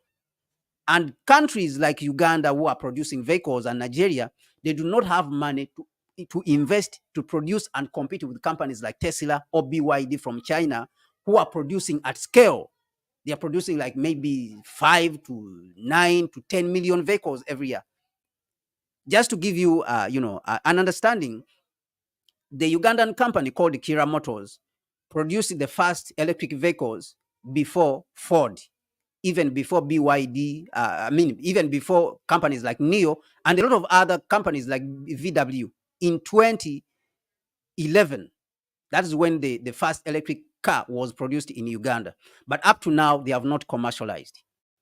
Now, companies like NIO in China, which produced later on in 2018 their first electric car, they have sold over 300,000 electric vehicles. In Uganda, zero electric vehicle. Why? Because you do not have disposal to the resources as a small country, but as a continent, we have those resources. As a small country, you don't have those resources to put up the factories rapidly. Tesla built a factory in Shanghai, an electric vehicle factory in Shanghai, and Tesla built that factory in less than 6 months. In 9 months, it had started producing. Now, in Uganda, they are building an electric vehicle manufacturing factory since 2011. All right. Of course, they started talking about it in 2011. 2018, that is when they got their first money. Up to now, they are still building. They have not even produced their first vehicle for commercialization. They produce some vehicles which are just prototype, but they have not sold any vehicle. They have not sold any vehicle. They have not produced any vehicles to produce. And what does this say? I'm simply trying to point out that the economic viability of the small states on the African continent is zero. They are not viable. They cannot compete with China. They cannot compete with Europe. Even Europe, with all its technology, like I said, is struggling right now because China is so big, it's a big country. They cannot compete. So now look at Africa, who doesn't even have technology, and even the small countries which don't have even the money. You don't have the money, you don't have the market, and you don't have the resources. Now, how can you compete with all this power? So you have to produce at scale. Now we have to be together. We have to integrate. And these are the ideas Nkrumah had, which transcend time. These are the ideas which transcend the time that Nkrumah coined, we put down. And of course, he took these ideas, of course, from, he was just advancing the ideas of Honorable Marcus Garvey. But he advanced these ideas and put them on the ground and started them. Honorable Marcus Garvey had a vision. And of course, he was trying to build it from the United States and across the Atlantic. But Nkrumah came and he tried to implement that vision. Okay, he had a dream. Okay, Marcus Garvey had a dream. Let us say a dream, and Nkrumah transformed that dream into a vision and partially a reality, and started implementing it on the African continent. And that is how, of course, we got the African Union. Because without Nkrumah, we would not even have got it. Of course, like we said, we don't agree with what the African Union is doing because it's not performing what it is supposed to do, and it is simply because it was paralyzed. The African Union was paralyzed. Imperialism took it over. It conquered it. So because it conquered it, imperialism conquered it, that is how it was taken over. It has not been able to work. But that does not mean that the institution was not formed on the tenets of Pan-Africanism. And the element of Pan-Africanism is still existent in the institution itself. And so what we have to do is just to rescue this institution. We have to find a way to fight and take over the institution back again so that it can serve the interests of the people. And that means throwing out the people who are there, who are complacent within the institution itself. So the institution was built on the ideas of Pan-Africanism. And if it was not Nkrumah, that institution, we would not even have it today. We would not have the Pan-African Parliament. Today, many of you don't even know that we have the Pan-African Parliament in South Africa. We have a Pan-African Parliament. That is where it sits. It sits in South Africa. The member states of the African continent, they normally send about 4 members of parliament from each of the African continent. So I want that people to understand. And all these are ideas which Nkrumah put up. These are all Nkrumah's ideas. All right. And of course, this was a dream by Marcus Garvey, and Nkrumah came and transformed that into a vision and partially a reality. But all these are realities which were brought about by Nkrumah. But we were supposed to intensify. We were supposed to intensify our fight and our struggle in actualizing these realities. And this is one of the things which the African heads of state have failed. So the African heads of state, on all grounds, economically, politically, have failed. Regardless of how you look at it, you can look at the partial gains, the partial successes in places like Botswana, but even in Botswana, they are still struggling to take back the resources from companies like De Beers. And we saw this with President Masisi of Botswana, trying to push these companies which are mining diamond in Botswana so that they can give Botswana more resources, access to its resources. And we see that they are still resisting. So it shows you that even that is not success. We can talk about Mauritius. Maybe the other places you talk about that is success is Mauritius. But Mauritius is far from the continent. It's an island. It's a small country. But even also Botswana itself is a small country. Even if it has had success, it's just 4 million people, 4 to 5 million people. So it is insignificant compared to 1.4 billion people all over the African continent. So this means simply that in the whole, the African heads of state have failed politically, economically, in Pan-Africanism wise, in unifying the African people on the continent and in the diaspora. They have not bridged that gap in the same way that Nkrumah bridged the gap. And we had, Malcolm X visiting here and coordinating, of course, which the United States did not like. Dr. King coming here and being inspired and going back to the United States. And when Dr. King went back to the United States, of course, he intensified the fight after Ghana got its independence, and he intensified the fight. From 1957 and 1964, the Civil Rights Bill was signed. And all this was inspiration, which was also coming from the African continent and Nkrumah, basically. So we had all this bridging that the Africans across the Atlantic and on the continent were communicating. The African heads of state have failed in that regard. And of course, you can talk of whatever is happening between the Africa Import and Export Bank and the fact that it has established a branch in the Caribbean, trying to bridge that gap. But it has not been significant as it's supposed to be. And being significant is supposed to be demonstrated in our relationship with the African diaspora, and also economically we are supposed to advance forward and share this knowledge. So we have a problem there. The other thing which we see as a failure, of course, we've spoken about on the international stage. Recently, this week, there has been a vote at the United Nations on the issue of Palestine. All right. We know that under Nkrumah, Africa played a major role. Africa played a major role when it came to when it came to international politics at the United Nations, of course, defending its interests, but also defending the interests of the rest of the world. Now, when we look at this, this is the voting at a recent issue regarding Israel's occupation of Palestine. Now, the way Africa also votes at this particular situation, because the vote, of course, succeeded tremendously. It condemned, a resolution was passed by United Nations General Assembly.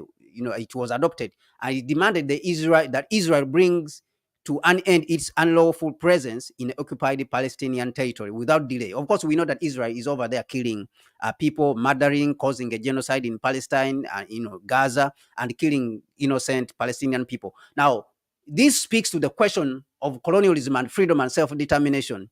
The Africans struggled with imperialism, but today, even though this resolution, of course, was able to pass, but the patterns of Africa's voting at the United Nations also paint something very difficult, and it's not good to imagine. We should not, going in this direction. You can see that countries like Malawi, which is an African country, voted against this resolution. So basically, Malawi, what is saying, it does not believe that Israel should come out. So it shows you that there's uncoordination. Africans are not coordinated. Africans are not coordinated. Now, there was abstention by a lot of African countries. Ethiopia, we know that the Emperor Haile Selassie moved all across the world, trying to ask for support. Even went to the United Nations to ask for support when Mussolini and the Italian government was invading Ethiopia. Ethiopia abstained, and this is not very good. Kenya abstained. This is not very good. This is not very good for a continent which knows about colonialism. Democratic Republic of Congo abstained. Okay? Haiti abstained. For black people who very well know what colonialism is and which colonialism Israel is trying to impose on the Palestinian people, this is not good. It's not a good picture. It shows that we don't have a position. And of course, we saw Liberia also voted in the same manner, and it is unfortunate. It is unfortunate. Rwanda also voted. This should be a shame. This should be a complete shame that African countries decided to vote in this manner, yet we know very well what colonialism is. Rwanda knows how we were divided, how the genocide in Rwanda was caused by colonialists. France, Belgium, we know that these are the colonialists. It's the same colonialism that is happening in Palestine. We know this. So it is a shame that Liberia, Rwanda, Ethiopia, Kenya, okay, they were able to abstain. Democratic Republic of Congo, who are all African countries, abstained from this important issue whereby we should condemn Israel's activities, that it should come out from Palestine. We are supposed to be part of this. And of course, it is unfortunate that a country like Malawi, of a leader who gave a speech when Magufuli died to try to portray himself as a Pan-Africanist, he would vote against this resolution of independence, of self-determination for the Palestinians, of stopping the genocide. So this also paints a very bad picture. And it also shows you that we are in trouble. With the current leadership, we are in trouble on the African continent. And it shows you that they are not living up to expectations. They are not following the legacy of Kwame Nkrumah as we are looking at him. So that is what it is. That is what it is now when we look at this particular situation. So we have looked at it from the economic point of view. We have looked at it from the political point of view, governance on the African continent. We have looked at it from from the Pan-African point of view, the integration, the relationship between Africans on the continent and the Africans in the diaspora, we have looked at it on the international scale when it comes to foreign affairs, our relationship with the rest of the world. The African heads of state are failing on all these parameters, and Nkrumah is still very relevant. This is what makes him very, very relevant. They are uncoordinated. They have not even done enough work. Even they cannot visit each other. African countries, they don't have good relations with each other, as we saw, as we saw Nana Akufo-Addo snitching and selling out Burkina Faso, a neighbor to Ghana, instead of going to Burkina Faso and having a conversation with them, because they are our brothers.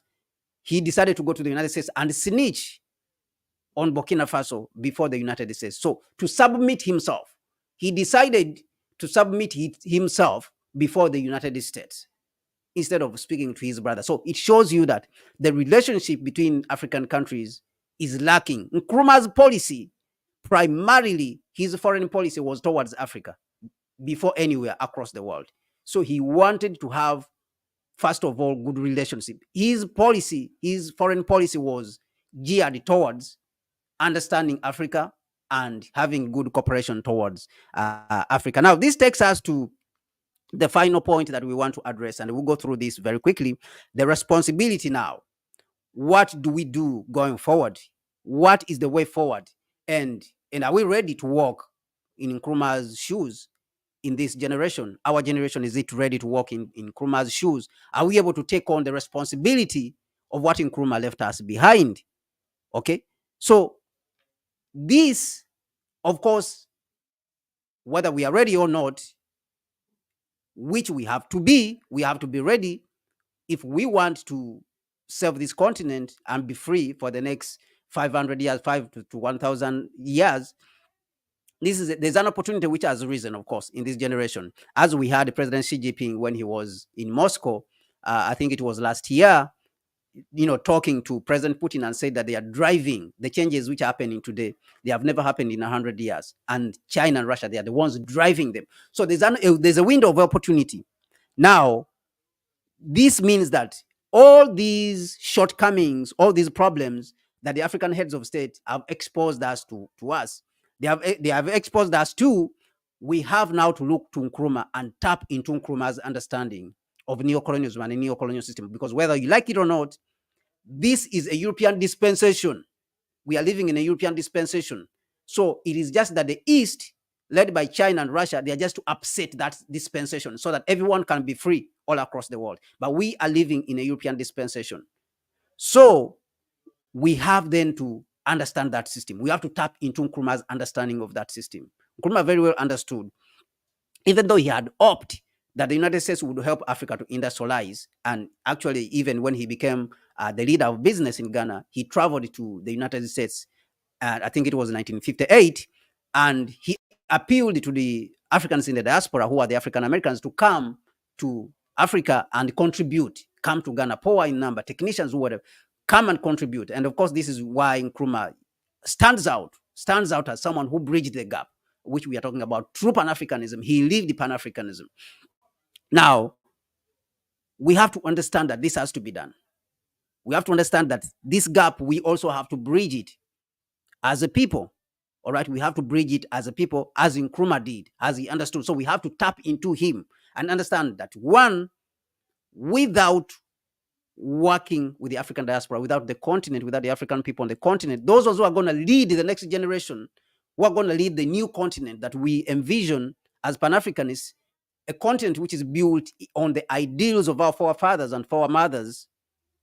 You can talk of Amy Ashwood Garvey, you can talk of Miriam Makeba, you can talk of Winnie Mandela, you can talk of George Padmore, Malcolm X.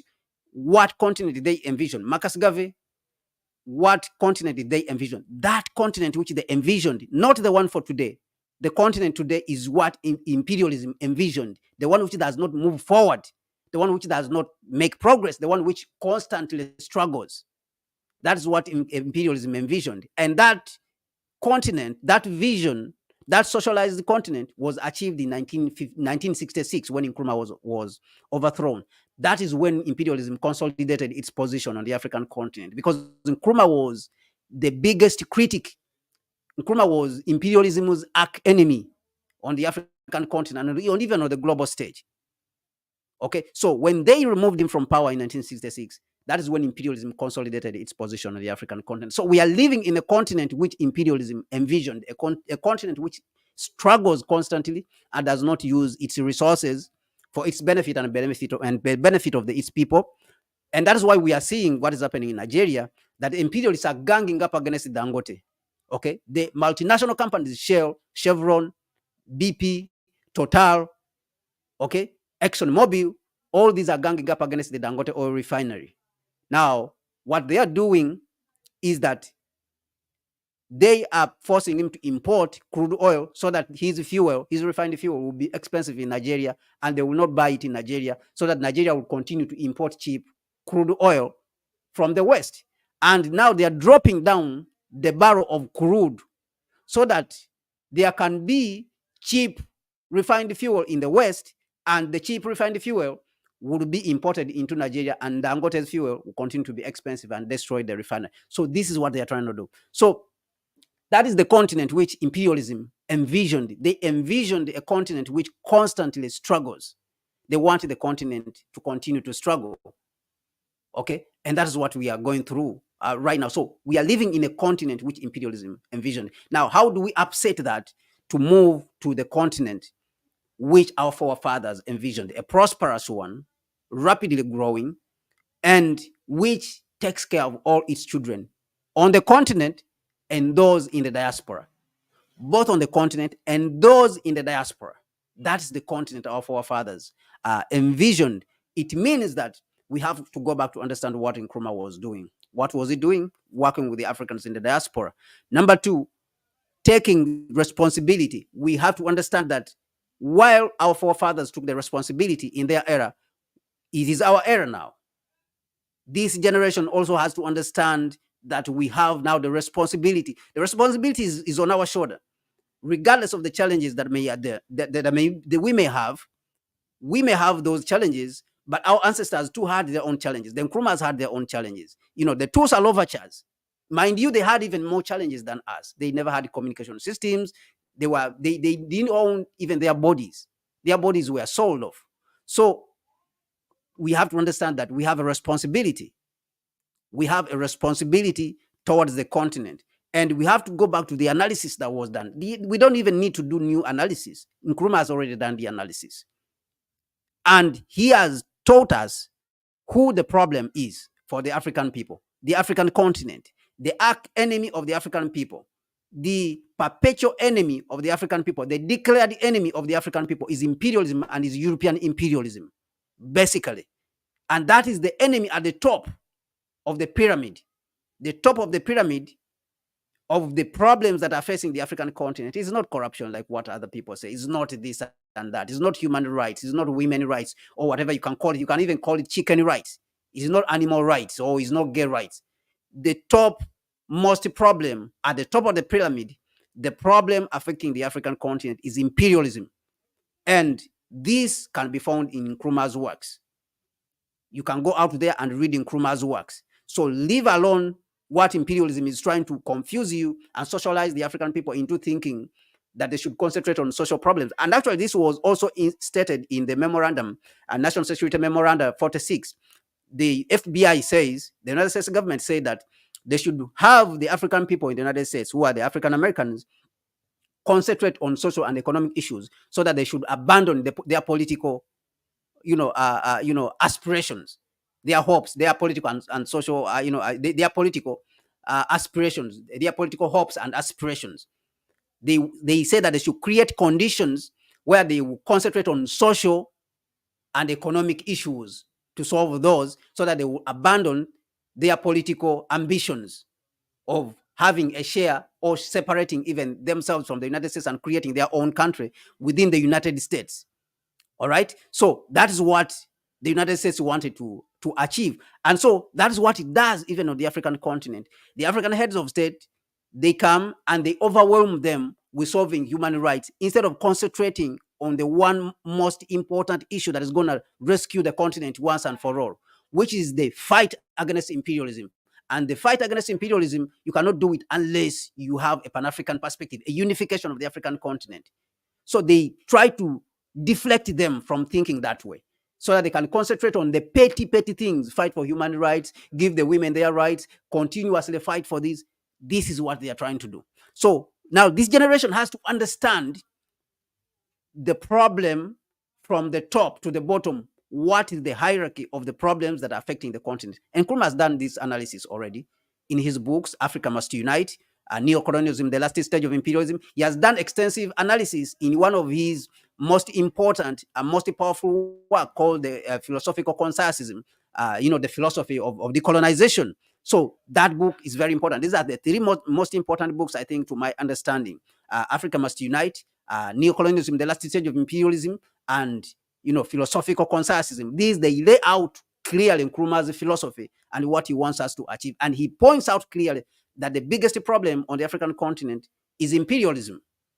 And when we defeat imperialism, then the next stage we have to go there is the collaborators of imperialism. And of course, that includes the African heads of state who have enabled. There can be conscious and unconscious collaborators on the African continent, but I believe there's a lot of collaborators on the African continent. And the collaborators don't only stop on the heads of state, but they are also inside the continent itself, whether it's ministers, whether it's some of the working people who work for these multinational corporations, which are Western. And of course, you can talk about the KFCs, whatever, all these organizations, mining companies. So we have to understand those. Okay, so we have to take responsibility, and we have to go with the right analysis of the problem and understand what the problem is, and stop wondering and going to fight for chicken rights and gay rights instead of looking at what the real problem is that will defeat imperialism. And the problem at the top, the problem at the peak of the problem, of the pyramid, the problem at the peak of the pyramid is imperialism, followed by the collaborators on the African continent. Once you defeat that and you consolidate the gains on the African continent, then you will be able to unify the continent. Of course, in the process of unifying this continent, you're going to fight against these two groups. These are the most important groups. These are most critical groups that we have to fight against. When you defeat those, then you are ready to reconstruct the continent, because the resources now will stop flowing out of the continent. But then even, you don't need to take my words alone. Go to the United Nations report, which was published in 2021, all right, on the illicit financial outflow out of the African continent. That report shows where Africa is losing money to. And the report points out to illicit financial outflow. Okay. Basically, what illicit financial outflow is theft. What they mean by illicit financial outflow is theft, that they are stealing.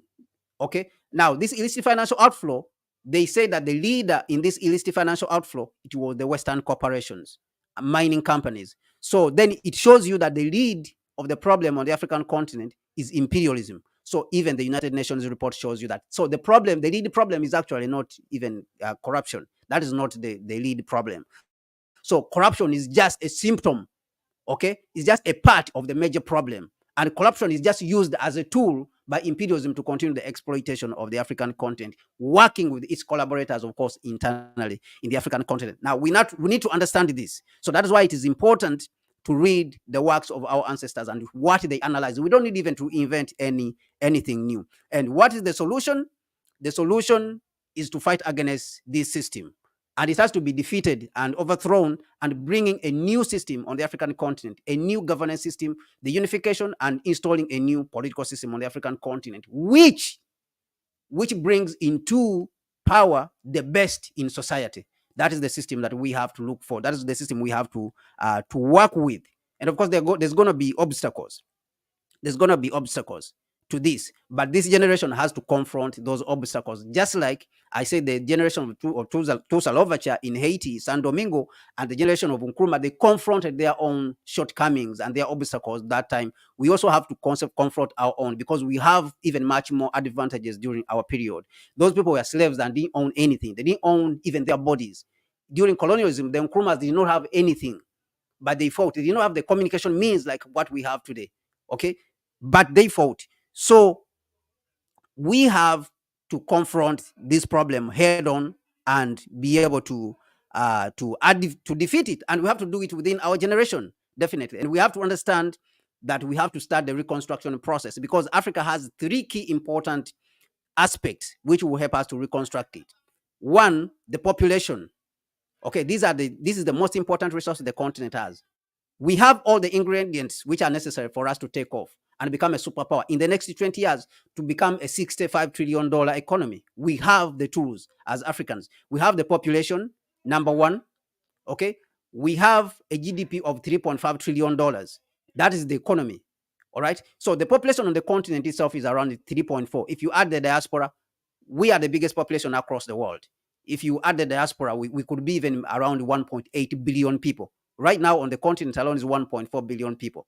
But if you add the diaspora, we could be around 1.8 billion people. We are the biggest nation across the world. Now, unify that, you have the biggest market, more than China.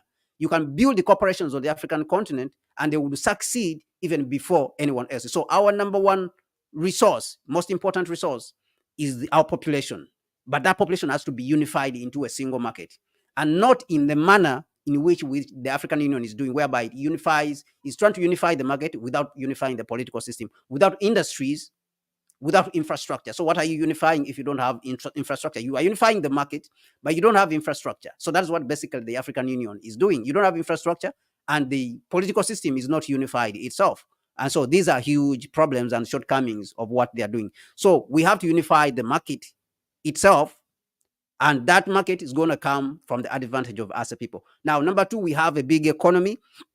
If we unify the African continent, $3.5 trillion, our economy could be almost equal to that of India. But we have seen that India is going to space. India is manufacturing its own even fighter jets, its own aircraft, trains, vehicles. It has its own vehicle companies. India has been able to buy Range Rover, Land Rover, the company which is manufacturing Land Rover, Freelanders, and all these. It was a British company, and India has bought it. Tata has bought it. We don't have any of those companies which are competing on the international stage.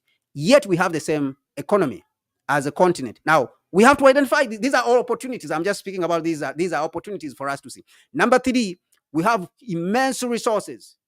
Even more than India, our continent is 12 times the size of India, yet we have the same population. So we have more resources than India. The size of we have more land than India. Our land is 12 times that of India, and yet we have the same population. So basically, the continent is underpopulated, the African continent. So we have resources of up to $700 trillion in ground, but those resources now are being enjoyed by foreign powers. We have seen Europe has built itself, the United States has built itself on our resources. China is also building itself on our resources. Copper, just a few weeks ago, just last week, copper was transported from the Democratic Republic of Congo through Angola, through the Lobito corridor, and it was sent to Baltimore in the United States to build their own electric cars. We are not building our own electric cars on the African continent. So the resources continue to benefit foreigners who are foreign to the African continent. Who's aiding that is the African heads of state. So number three important resource which we have is our material resources, up to $700 trillion. We have enough resources. Number four is our geopolitical location as African continent. Geopolitical location in the whole world.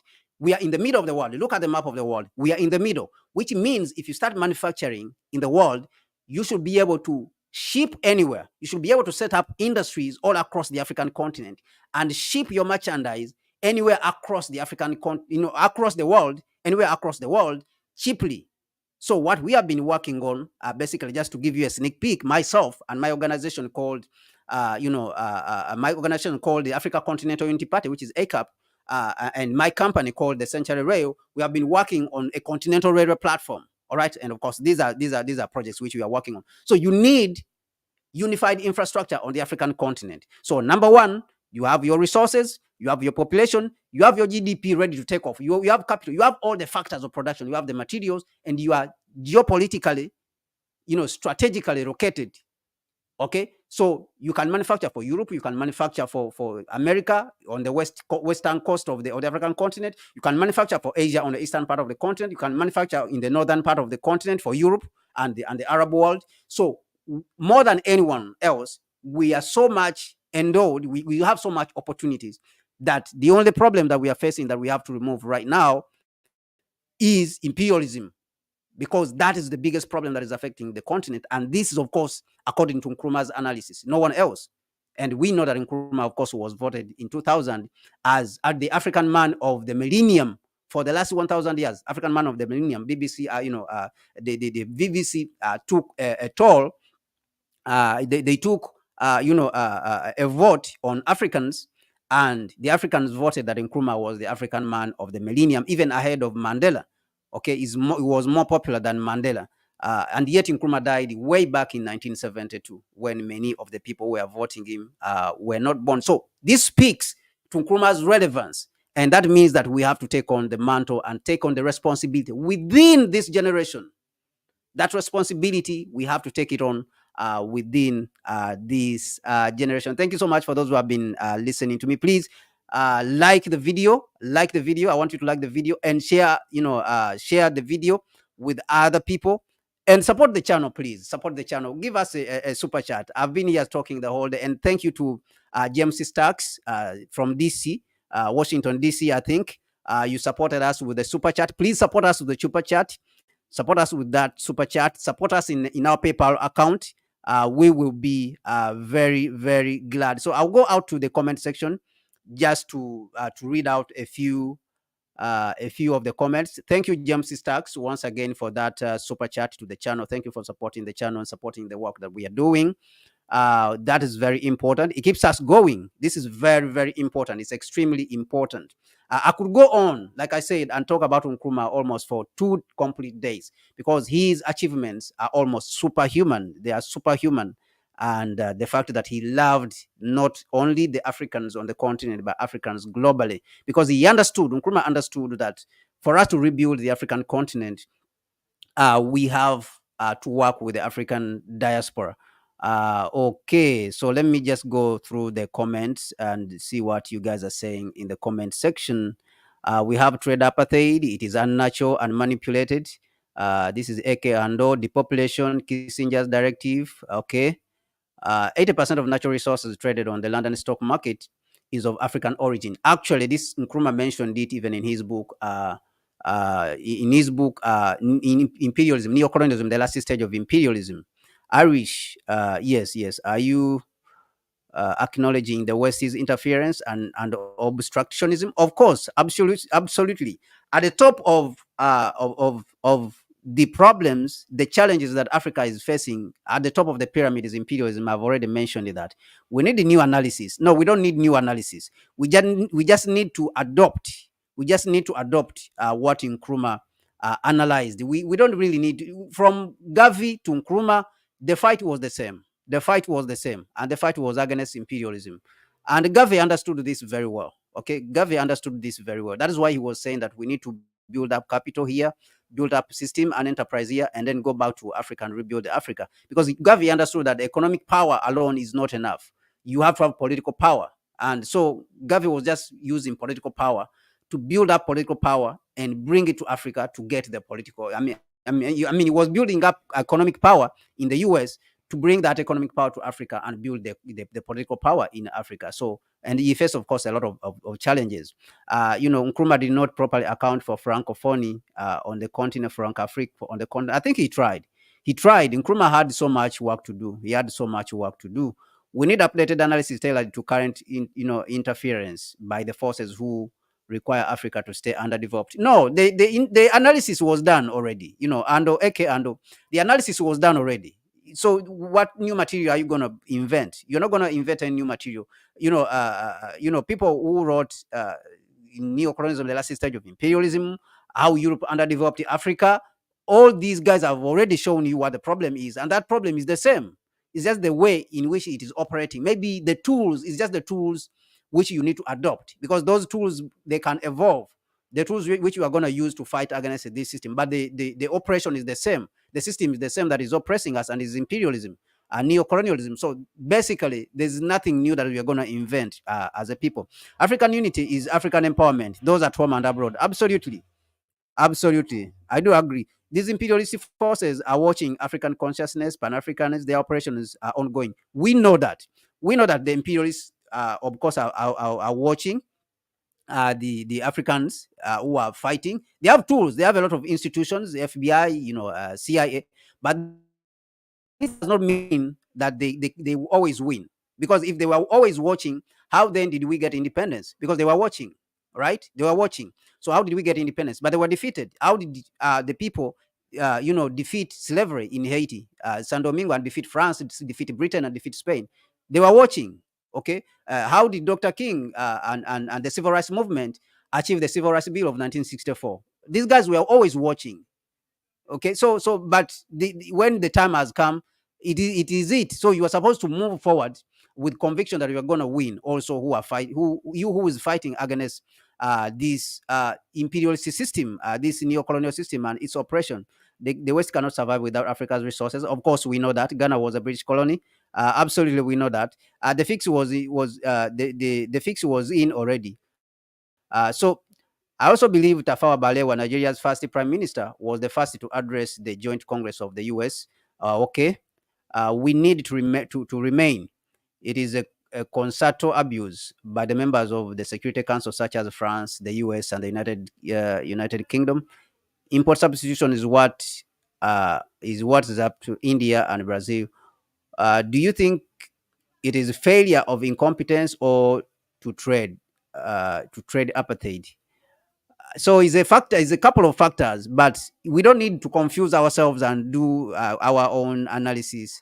We have experts. You see, the thing about Nkrumah is that Nkrumah was not somebody who spoke from the side, okay, who was just an analysis with, like most of us or most of the people who are talking about Pan-Africanism and the problems of the continent. Nkrumah was a player, all right? He was in the field and saw the problems firsthand.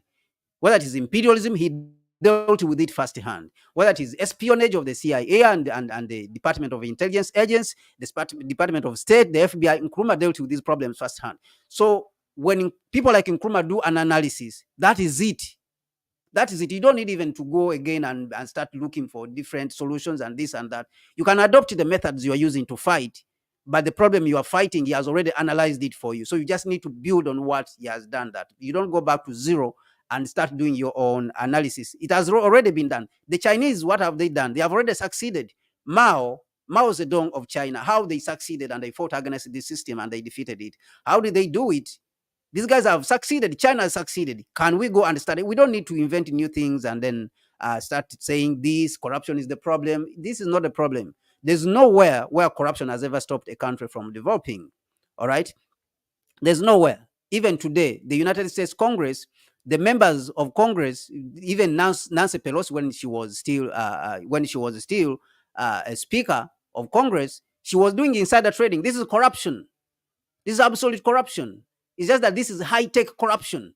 And their corruption is so bad to the extent that it leads to the death of millions. Iraq, Libya, Afghanistan. Have you ever seen this level of corruption in Africa? Whereby you go in and kill 1 million people for nothing, completely nothing out of life. This is corruption. Corruption doesn't basically mean somebody taking, $5 or $10. That's not what corruption means. Corruption means like being unethical, completely unethical. So if you kill 1 million people, you kill 500,000 babies. United States imposed sanctions on Iraq, and they killed over 500,000 babies. Okay, and this is corruption. When you lie and you go and kill innocent people, 1 million people, and you kill your own over 10,000, because if you look at the people who died within the 9/11, about 3,000. You look at the soldiers who died in Iraq, the American soldiers themselves who died in Iraq, more than 6,000 to 7,000 soldiers died in Iraq. American soldiers. Now the Iraqi people who died there, more than 1 million people. But for what? All because of a lie that there was weapons of mass destruction. So if you cannot describe this as corruption, then what is corruption? So corruption is really not the problem. And even when you look at Nkrumah's analysis, he teaches us this is not the problem. He doesn't even mention it anywhere in his works. This is not the problem. This has been the tactic of imperialism to help to make you, to hold you concentrating on non-issues so that you neglect and you remove your eye from the real issues that are affecting you as a people. And that is the issue of imperialism. And as we have seen again, at the top of the robbery and the stealing of Africa's money and resources, which are flowing out of the continent, according to the United Nations, which is an imperialist organization, is around $90 billion every year. And the leader of that group who are stealing that money is Western institutions, banks, and mining companies and oil companies. And we have seen this in Nigeria already. We are seeing Shell, Total, we are seeing Chevron, we are seeing ExxonMobil. They are there, but Nigeria is suffering, doesn't have fuel. These companies are taking it to the West. So if you want to talk about corruption, what more can you talk about than this level of corruption? So we have to, I think we have to understand this. We don't need even to do new analysis on these particular issues. Anyway, my name is Kwame Gonza, and I thank you very much, you guys, for being part of this, for hanging in there with us. We are glad that you have been part of the program, of remembering Nkrumah as a person, his contribution, and of course, the guidance that he gives us going forward and what we should do about the situation that is going on across the world, and how it is affecting the African continent, what we should do about it to liberate ourselves from the grip of imperialism and neocolonialism, US imperialism, just to be precise, and European imperialism, because these are the arch enemies, these are the declared enemies of the African people. It is US imperialism, European imperialism combined, which is Western imperialism. That is the declared enemy of the African people, and there's no one who can dispute that, and there's no one who should confuse you about anything and tell you that it is corruption, which is the problem. It is not the problem, but imperialism, and that is what we have to fight against to be able to defeat this. Thank you so much. That has been a reflection on Nkrumah's legacy on this particular day when we celebrate his birthday as a person and his relevance in this changing world order as Africans. Thank you so much, and God bless you all. I'll see you another time. Peace to you all.